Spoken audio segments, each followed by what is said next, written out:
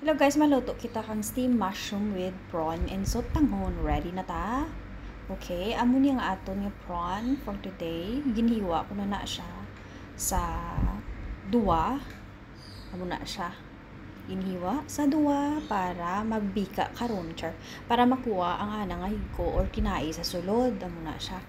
'Di ba? Imagine na mo nang kinain niya. Hindi man mana makaon, 'di ba? Amo na siya. Dapat ang mixture, mga guys, dapat hindi siya mautod, dapat amulang na siya, nga, kita mo? Tapos, high-tech ang paghugas, sa muna sa paghugas naton. Umpisa guys, sa Pilipinas ni, ang pinaka-namit, ang pinaka-paborito ko nga seafood is, prawn ang ulo niya, separate ko lang siya. Tapos, muna hugasan na nato ng aton nga prawn. Sa tanan nga mga seafood ang gusto ko mugid na siya, di ba? Tapos we have ang ingredient nato na is amo ng mushroom, I don't know kung ano nga mushroom, so tanghon, tapos spring onion and garlic and chili, di ba? Muna siya isok na nato ng aton nga sutanghon for a while. Amo na siya dai. Muna umpisa makita ko lang na sa may Facebook or sa wall ko, ginaluto ko na. Natistingan ko man, di ba? Ang aton nga ingredients, mga pa-heart, it is prawn, spring onion, garlic, ang ulo sang spring onion, tapos chili, tapos ang sutangon kaina nga gin sok ko, tapos amo na nga Korean mushroom, I don't know kung ano na siya, kung mushroom, basta kabalo na kamo kung ano tawag tada. Tapos guys, amo na ginbutang ko ang sutangon sa akong nga plate. Tapos ginbutangan ko na siya sesame oil. Optional malang na siya, pero mas nami gidi akong butangan mo sang amo na siya ay para may damil na pag magkaon ka karon. Tapos ginbutangan ko man na siya sang patis. Amo na siya nga patis Chinese, di ko balo magbasa. Sa dugay ko sa pulo, or katuig ko balo magbasa, char. Tapos amo na siya ang aton nga patis sa itong. Amo na, tapos i-mix lang nato na siya para mag-even ang anang nga taste, para karo ko magkaon ka okay na siya, may damil na siya, para hindi siya malapsi balatulokon, di ba? Amo na siya, na mix ko na siya, kabudlay pa kung wala ta ka cameraman o kamera, way ta ti manog hawak sang kamera. Tamo na siya, natapos ko na mix, tapos ibutang ko na ang sunod niya is mushroom. Pero wala akong kilala kung ano ang mushroom nga na, kung anong ngalan niya, pero i-search ko lang karon kung anong mushroom. Basta mushroom na siya nga, though mostly nga na ginagamit na sa mga Korean, but I don't know anong name na. Paliyog na i-search sa comment kung ano na nga mushroom, di ko kilala. Basta muna siya. Next, I will search. Inbutang ko kung anong mushroom. Muna hilira mo lang siya. Tapos, pabudlay, manili kung hindi ka chef. Char. Hindi ako chef Nakita ko lang ni sa akong nga wall. Nakita ko ni siya nga luto of Chinese cooking. Basta, ginfollow ko siya ata. Kahit ti amo na ang ginsunod ko man ang iya nga luto. Diba? Amo na tawag pala nga magsunod kita sa aton luto sa iba. Char. Amo na dayo ng aton nga prawn, amo na ta kita amo nga wala akong hiuton siya para maamo ko na siya masipiri, hindi siya pala maghiwalay ang duwa. Amo na sa na ihutlogon mo lang siya or amo na i-organize mo na siya nga amo na ang design niya. Char. Damo ko story niya. Basta manamit di siya. Pero pag first time mo tuga sala kapag kung ano mo, pero sunda lang ang ingredients kag basta palagpat. The best way to cook is palagpat, di ba? Kumbaga kung sa may Chinese pa aga-aga lang, kumbaga punto-punto or tawag na ang wala tsakto nga timog lang, basta imon lang na amo na siya dayon ang aton nga arrangement ang aton nga prawn. Una is sutanghon, tapos mushroom ang prawn. Tapos mabukat kita sa aton sauce mga manenay, i-mix na nato na siya, mix, diba? Ang ulo sang spring onion, garlic, and chili. Any kind of chili nga kaya sang bata mo. Optional naman lang chili kung gusto mo na hindi makahang siya. Hindi ka man kabuhat sang sauce bell paper lang siya or para hindi makahang sa mga bata mga nagkakaon, diba? Yan na. I-mix mo lang nato na ang aton nga sugar, tinggal sugar dyan. Ang aton nga ingredients nga ahos, chili, kag ang ulo sang sang spring onion.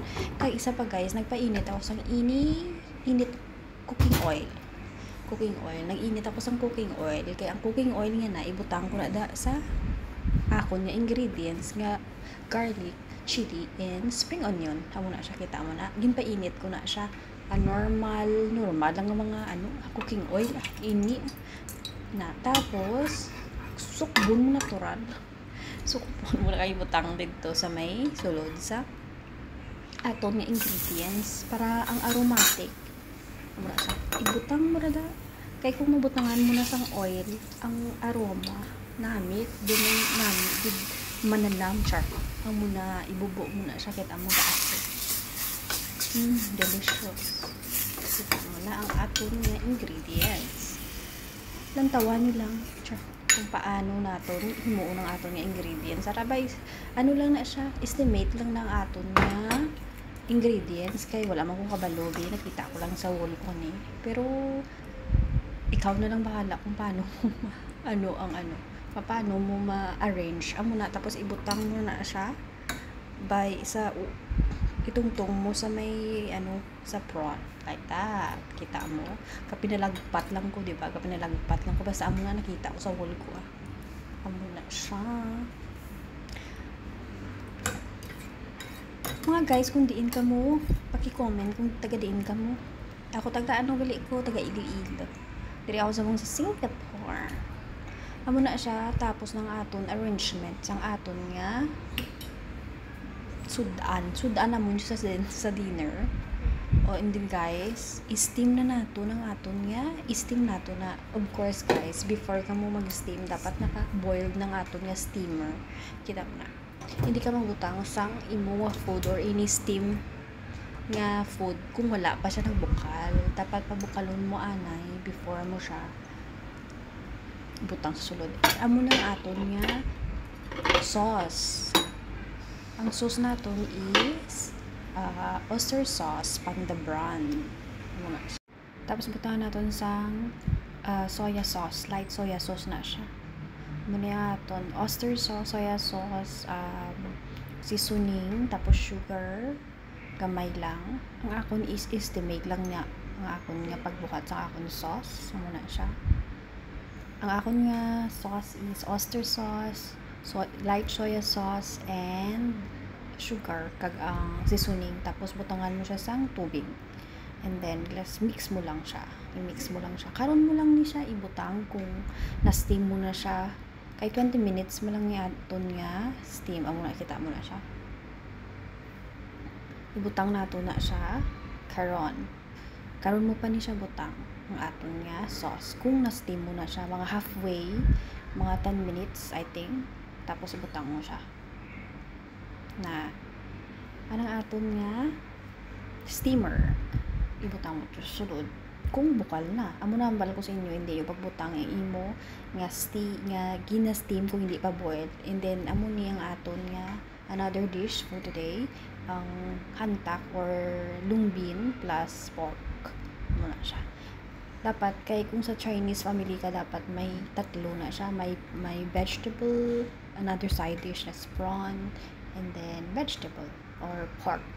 Kita mo na guys, amo na siyang pork kay nangagin luto ko. Amo na steam na naton. I tell you guys, hindi inyo gid pagbutang inyo nga gina-steam kung hindi pa bukal. Basta may harambalon ran nga basta daw toxic something, I don't know, I'm not sure. Lang amo ni nang aton nga ikaduwa nga nga dish, baboy nga may hantak or lungbin. Hantak na amon tawag sa Pilipinas. Hantakon kulo mo icha. Amo ni ate another dish, long bean plus pork.